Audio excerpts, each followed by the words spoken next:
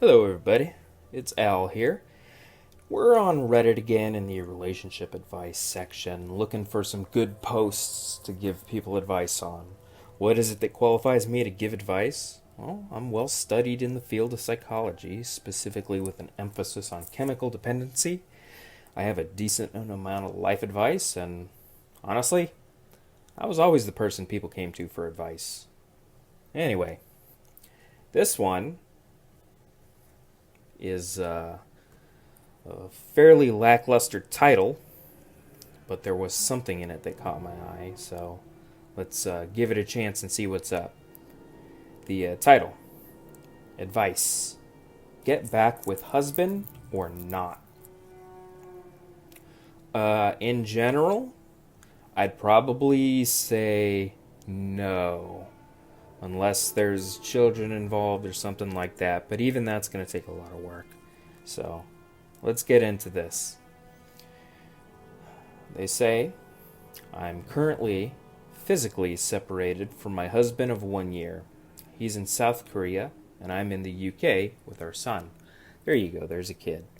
Maybe getting back together is something you should look at and consider. She goes on to say, my husband is obviously trying to convince me to come back to South Korea, as he has to stay there for work and study and can't come to live in the UK for a few years. So I'm wondering if he's military or something like that. I wonder if they're both Korean. I don't see anything in here specifically stating either of their races. Not that it really matters, but it would make more sense if they maybe they were both South Korean and had dreams to move to the UK or something, and only one of them could go or something like that. Anyway, she goes on to say that he won't be able to go for a few years to the UK, so he's stuck in South Korea. She goes on to say, however, I don't really want to live there. Okay. A lot of people don't want to live where they live, but if you have a kid, you got to think about what's best for the kid. So now, in general, what's best for the kid is that the kid has two parents. The dad is working hard, trying to provide, and what kind of a message are you? How messed up are you? What kind of a message are you sending to your kid, whose father is in another country, wants to be a part of that kid's life, and you're saying, well, I don't want to live where my husband lives. Seriously, reconsider everything mentally you've done in your life. Sorry, I had to get real for just a minute. So she says, however, I don't really want to live there. He's promised to work on the problems that she's brought up, but his personal attitude and nature... Okay, well, let's get into this. Maybe it'll change what I've said. Maybe it won't. His personal attitude and nature hasn't really changed. And if I go back to South Korea, she'll have a very difficult time leaving again.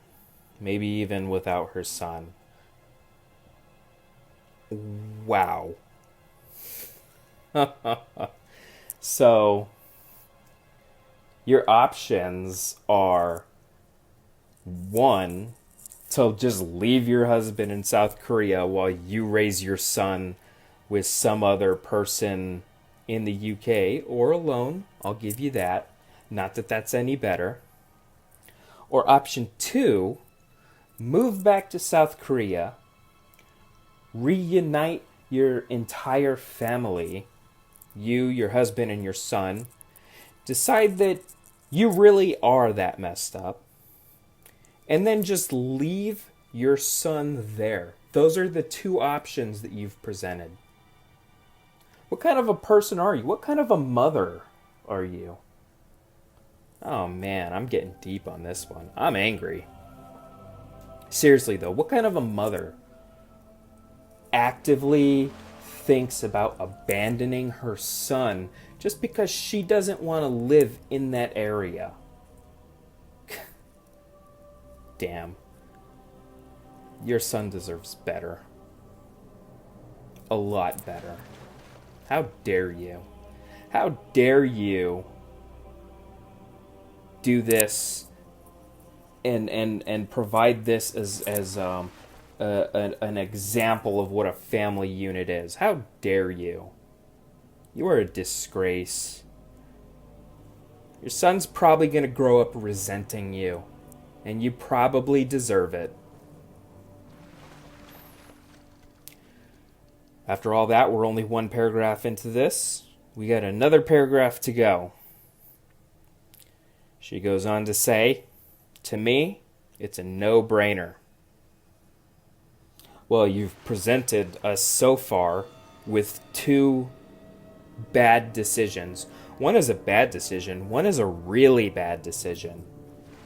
And to you, that's a no-brainer between those two. Let me guess. You're ultimately going to choose to just stay in the UK and take your son away from their father. How dare you? To me, it's a no-brainer. I'm not entirely happy with him, and I believe our son's quality of life will be better in the UK. They have a garden and clean air, etc. So, you're saying that your son's quality of life is going to be better because the air is cleaner, yet you're taking away their father. What kind of backwards way of thinking is that? I'd love to know how old this person is, because the way that they're talking, it just sounds like they're 18 years old. No, it sounds like they're 14. I don't know what the age of consent is over in South Korea, but this is just... This is disrespectful to everything that a family unit is supposed to be. Again, how dare you? She goes on to say, but then she feels selfish for denying him his father, and her husband his son. I guess I feel slightly better knowing that she sees that as a negative. Unfortunately, it clearly sounds like maybe it's not as big of a negative. She goes on to say. She goes on to say she would rather her son have one single parent than two unhappy parents. Okay, is there something about him specifically that you're not telling us? Is he a raging alcoholic? Does he have anger management issues?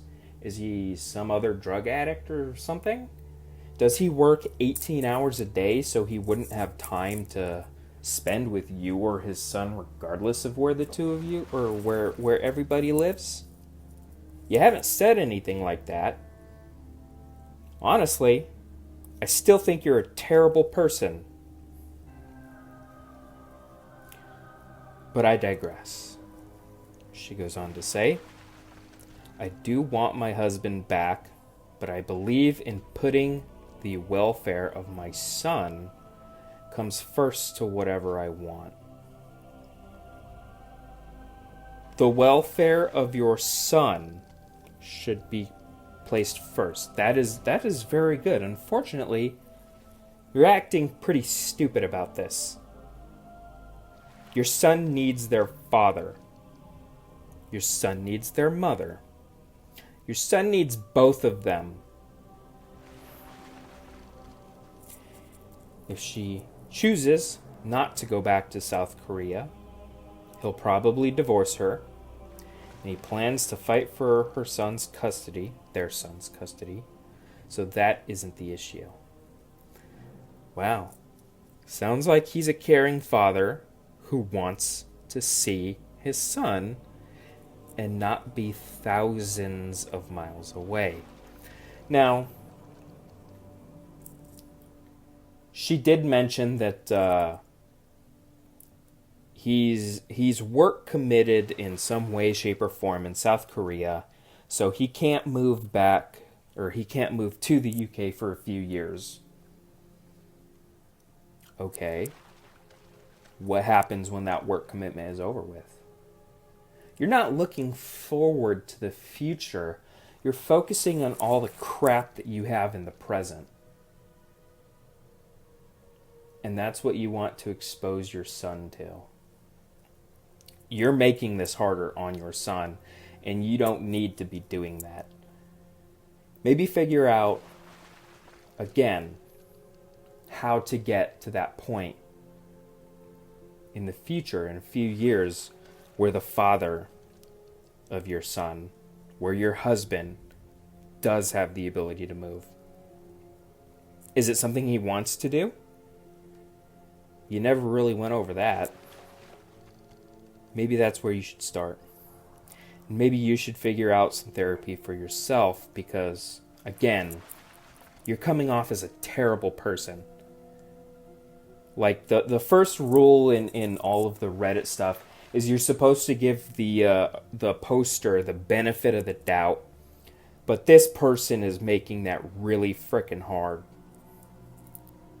Figure yourself out and let your husband see his son. Seriously. Don't overcomplicate this. And if you don't want to be married to him, just come out and say it. Don't beat around the bush. At least have the dignity to be honest with him. And in the future, you can be honest with your son too. He's probably going to grow up hating you, and I hope he does. Good luck.